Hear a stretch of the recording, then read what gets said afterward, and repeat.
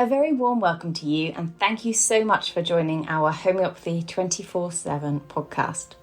We are going to be speaking to an array of international guests who will share their knowledge and experiences of homeopathy with you. We will discuss all types of subjects such as remedies, symptoms, and stories of health. No matter where you are with your homeopathic journey, we aim to inspire you on your quest to natural health and living. The podcast is brought to you by Mary Greensmith, the founder of Homeopathy 24/7, which is a global platform connecting you with a homeopath wherever you are in the world, 24 hours a day. So let's get started with today's chat. Please welcome Mary Greensmith. Hello, welcome. Lovely to see you all. Thank you very much for joining us. And I'm really pleased to be able to welcome back Clare Gregory. Nice to see you, Clare. Hello, hi Mary. Thanks for having me here today.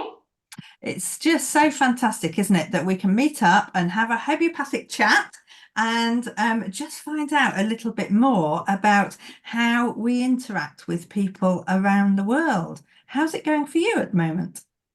Yeah, it's been lovely. I'm dealing with lots and lots of lovely different cases, working lots with children at the moment, lots of coughs and colds, and helping mums who are feeling a little bit overstretched and not being able to make the right decisions on remedies. So yeah, it's been a really busy time, but loving it. Yeah, oh, that's so good to hear. And we've really suffered, haven't we, this winter with the coughs going on and on and on. I just do hope that the sunshine will come out soon and things will clear up a little bit. Yeah, absolutely. Looking forward to getting all the vitamin D and getting everyone pepped up, ready for the summer. That would be nice. And today we are going to talk about infertility. Yes. Do you use homeopathy a lot for infertility? Yes, I really do actually. It's something that's really important to me. And I just take the listeners through the reason why I focus on infertility as one of the key pillars of my particular practice. So there's a couple of reasons why I particularly chose the subject of infertility. The first one is that I experienced secondary infertility myself. My husband and I, we had baby number one very easily. All happened as your dream does, and then a year later we decided that we wanted another baby quite quickly, and it just didn't happen, and it was so traumatic. We had no reason to think, why wouldn't we have a second baby? We'd done it so well the first time round. So it just highlighted to me, just how you just don't know what's around the corner. You do everything right. You've had one baby. You live a healthy life. You do things this way. You do things that way. It should just all happen naturally. And sometimes it just doesn't. Sometimes there's no reason for that. Sometimes there are reasons. But as it was, I do remember going back to those days, the distress, the frustration, the emotional roller coaster, and ultimately the fear that I wasn't going to have any more children when I already had one. But thankfully for me, it did clear with the use of homeopathy and some other therapies. And 3 years later, it did take me 3 years, but 3 years later, I had my beautiful daughter. And now I've got two lovely kids, all grown up, living their own lives, and getting on with it. But then my daughter reached the age of 16, and another reason I wanted to really focus on infertility was she was diagnosed with polycystic ovary syndrome. Mm-hmm. And clearly that brings up a question of fertility. She was only 16, so not an issue. But at the time I was doing my degree in homeopathy. And so I thought, right, I'm going to focus on it. I'm going to do my dissertation on it. And that's what I did. And ultimately doing that really made me ask the questions about how useful homeopathy can be. And if we treat the conditions like polycystic ovaries earlier, when the women are 16, yes, then actually they're not going to go on to develop infertility issues because the reason for the infertility has already been treated. Yeah. And I just thought, I want to bring that to the world, and I want to help women I want to help women like that, so they don't have to go through what I went through. Yes, I completely understand. And of course, with mainstream medicine, infertility is treated a particular way, but it's such a stressful time, isn't it? And Oh, a huge amount of hormones being used, and that brings down a huge amount of side effects. really Um, does. and as you said, just so stressful for any couple in that situation. And but just you mentioning the fact that polycystic ovaries, which we see quite a lot of these days, don't we? And all of these things that are leading up beforehand, we can actually help very early on. It's just Yes, an amazing opportunity.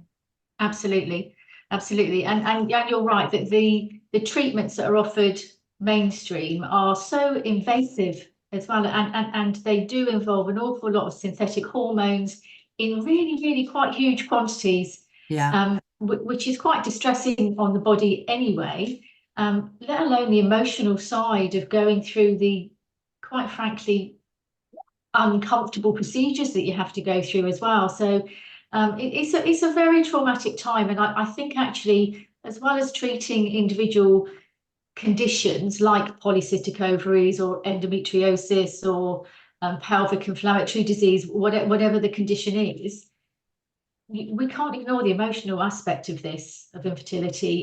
It has a massive effect on the female. mm, She ultimately blames herself. We mm, then have the male who is perhaps blaming himself and feeling guilty because he can't give his partner a baby. mm, And then the wider families. exactly. It's a huge emotional roller coaster to consider for sure. It is, and the wonderful thing, of course, about homeopathy is that it's so gentle. It's not invasive, and it just helps on every single level. Yep. And I sort of think, having a baby is considered and is looked at being the most natural thing in the world. Yeah, And it is, and it should be, but for some people it just isn't. Um, but if we can use homeopathy in its natural way to bring about a naturally occurring thing, yes, it's all good, isn't it? isn't it? And like you said, it's gentle and effective, no side effects. It's for me, it's the perfect solution. Yeah. And what I love about it, of course, is that it's easy to see how much it works. It's easy to get the numbers about the percentages.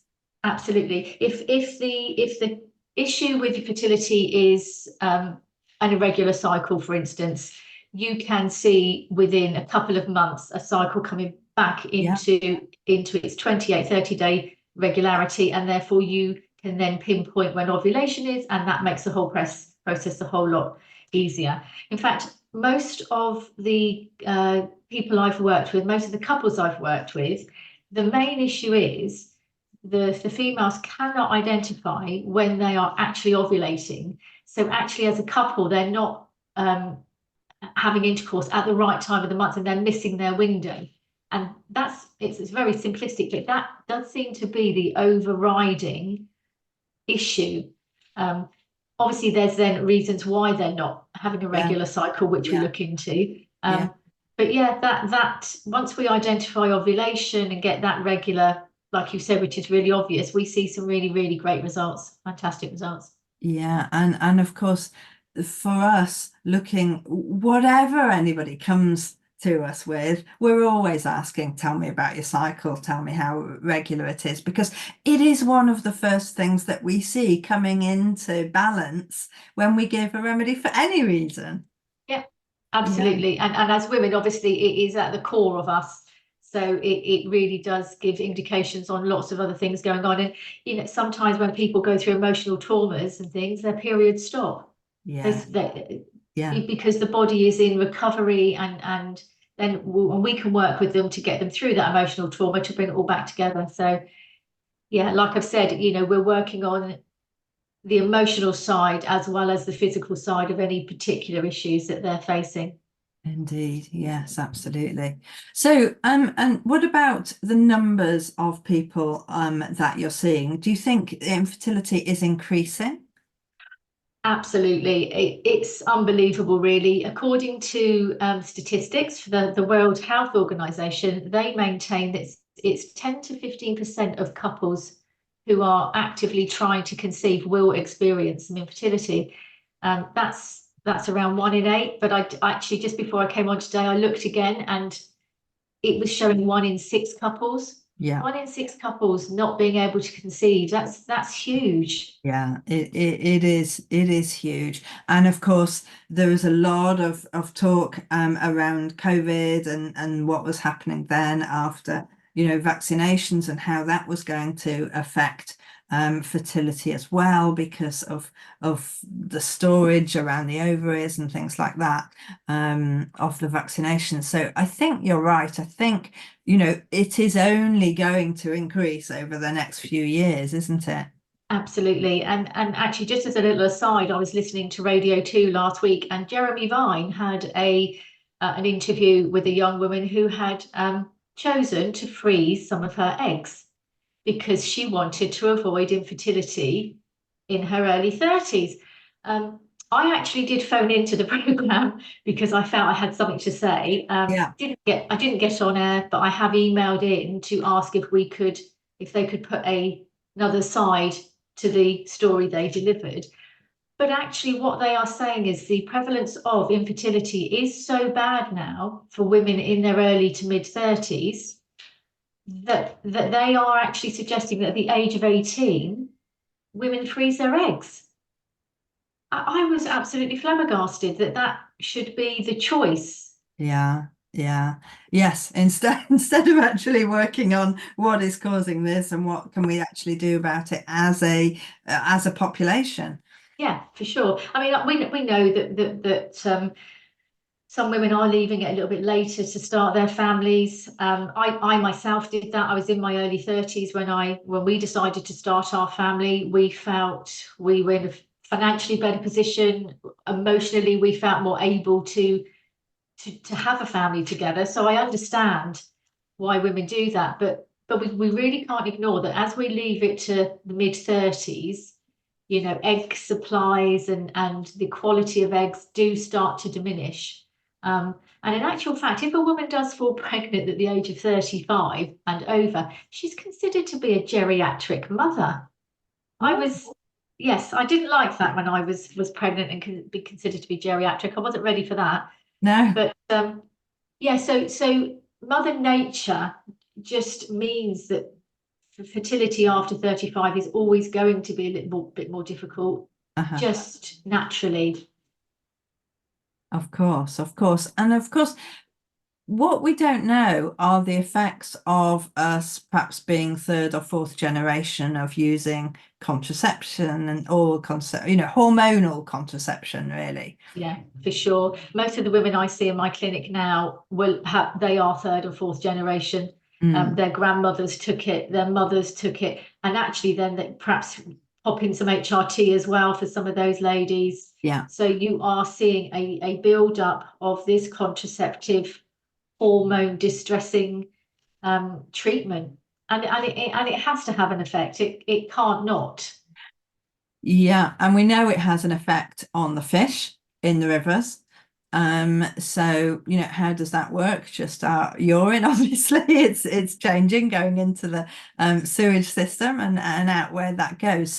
So we know that it does have an effect. We just haven't got the history long term, and that is one thing that is difficult to understand, because how can we as a nation, as the world population, how can we change that for the better for the future?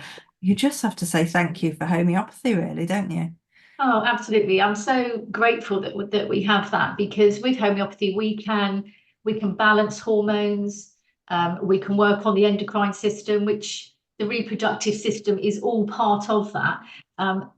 And looking at the whole person, we can bring balance and restore all kinds of the processes that are going on within the body that have been knocked about by hormone contraceptive pills, and actually the use of steroids and antibiotic use, and our gut health and everything. Homeopathy can really, really balance all these things up and just make infertility a little less harrowing for people.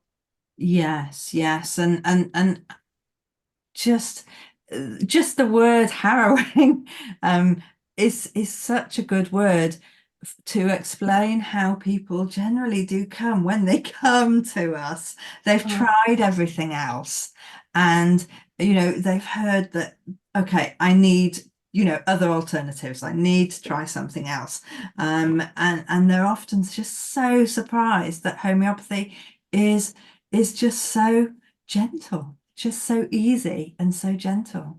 Absolutely. The couples I see in my clinic, they come to me in such a distressed state. They really do. And harrowing is the word that I feel when I see them and they're sat there, they're so desperate. Yes. Lots of them are coming having had IVF that has failed. Lots of them are coming having spent thousands and thousands of pounds Yes. on treatments that have been grueling, and they just don't know where else to go. So yeah, they then look at the alternatives, and thankfully homeopathy is there to pick up those pieces, and like I say, we can restore and rebalance their systems and get them back on a nice track, and deal with their emotions too. Yeah. And most importantly, of course, become pregnant and have successful pregnancies. That is the ultimate, and it's such a lovely feeling when you have helped a couple get there. And yeah, it's just the best, but I mean, obviously we have to be realistic. It doesn't always work. If we have couples that have multiple issues, so for instance, if the female does have polycystic ovary or history of it, and the male does have a low sperm count or low motility, when you're dealing with multiple conditions, it does become much harder. But the good thing about that is that we can treat both couples, and we do, both partners, whereas in conventional meds, they really, really do just focus on the female. I bring them together in my practice. I like to see them together as a couple, treat them together as a couple, and maintain that this is both of them going through this journey. Okay. It's not about one or the other, it's about both of them. And it's so important for couples out there who are struggling with their fertility, that they maintain their togetherness. Yes. You shouldn't be blaming one or the other. This is a joint venture. You're going to do it together, and you must stick at it together. And that lays such good, strong foundations for learning about how to maintain better health as a family.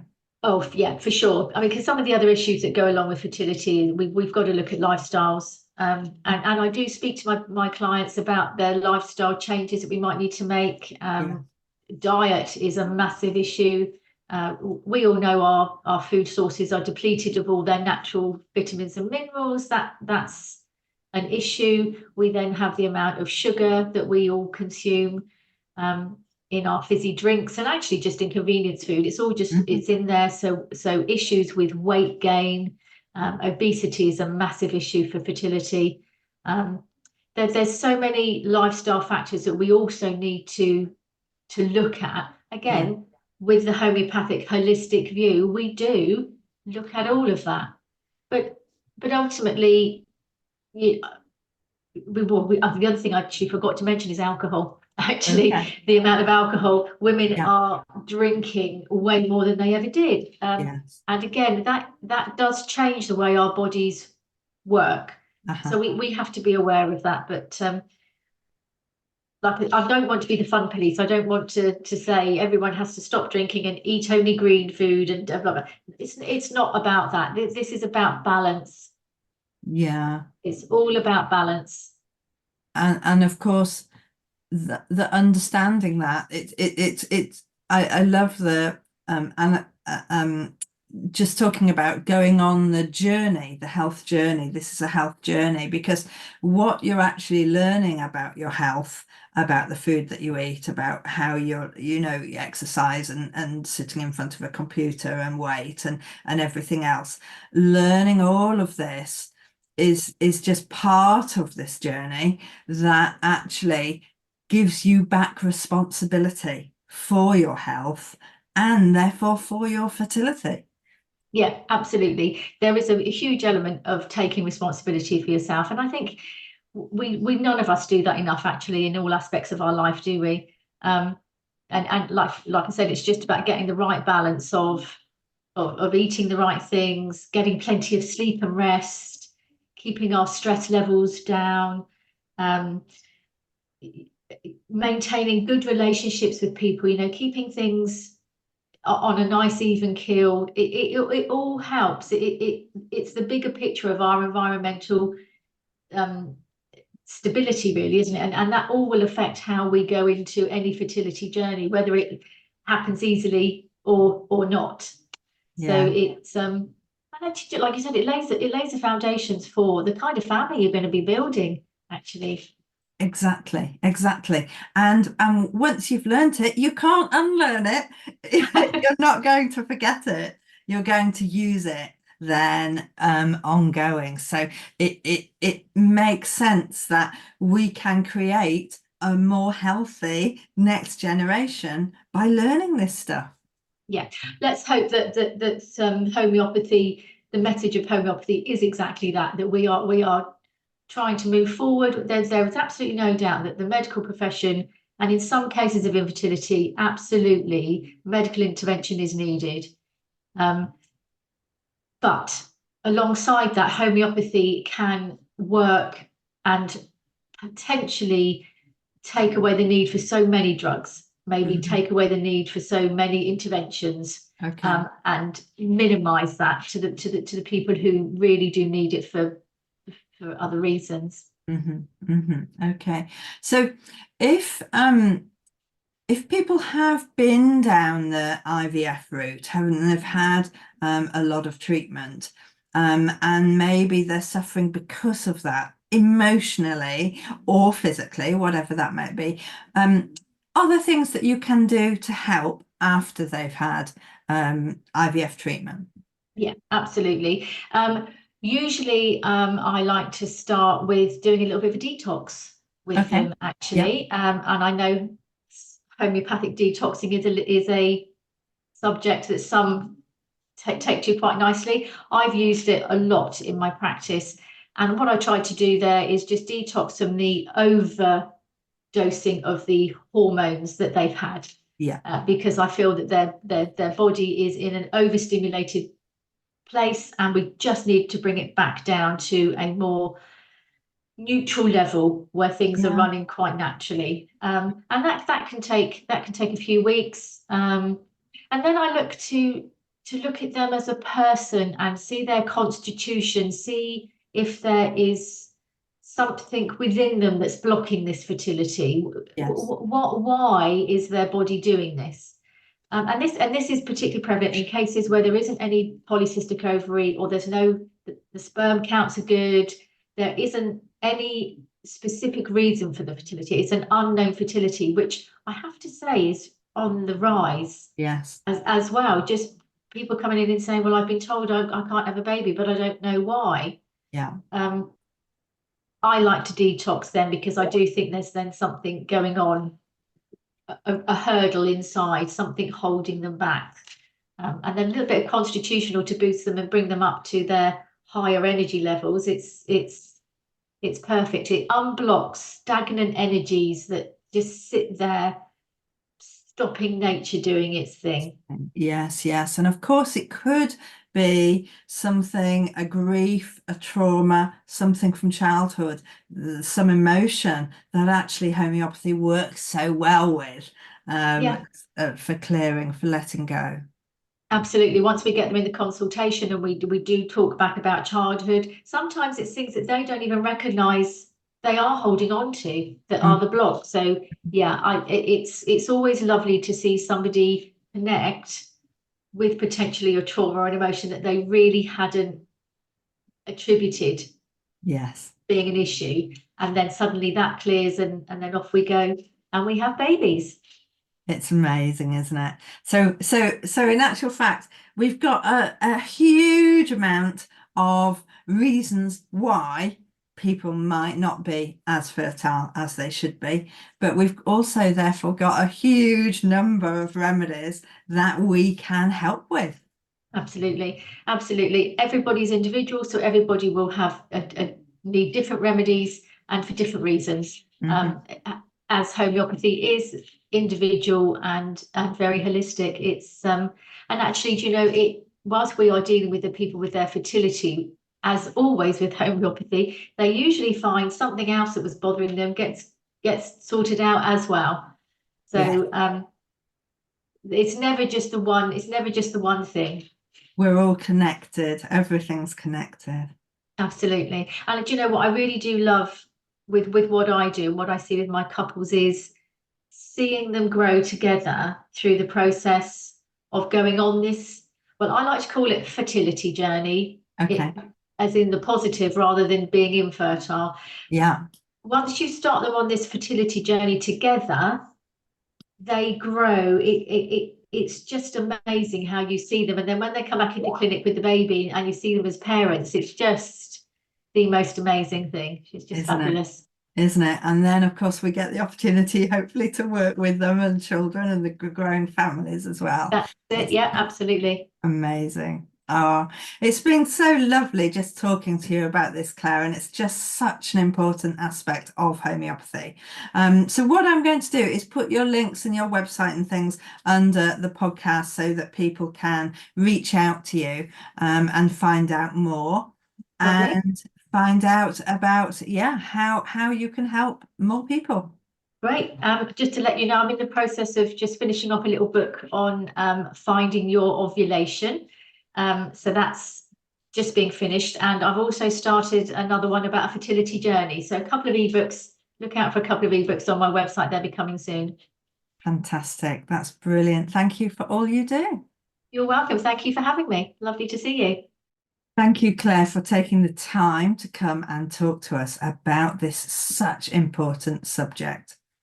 Next week, we will be talking to Hector and about menopause. So again, that hormonal balancing and how the menopause is something that we should be going through without lots of horrid symptoms that make life just so unbearable. With homeopathy, of course, it's all about balancing, and it's helping you through that journey of menopause and coming out the other side without all of those horrible symptoms, and of course knowing much more about yourself, because that's what homeopathy provides for us. So I look forward to seeing you next week. I do hope you can join us. Have a great week. I do hope you've enjoyed these episodes, and I do hope you can subscribe to our channels. Now, there are various ways for you to listen to our podcast or watch it on video on YouTube. So whether it's iTunes, Spotify, or YouTube, please do subscribe and please do leave us a review. If you leave us a review on these platforms, then more people will see our podcast. We just want more people to share the joy of homeopathy. It's a choice that everybody should know about. Please do everything you can to help us help more people.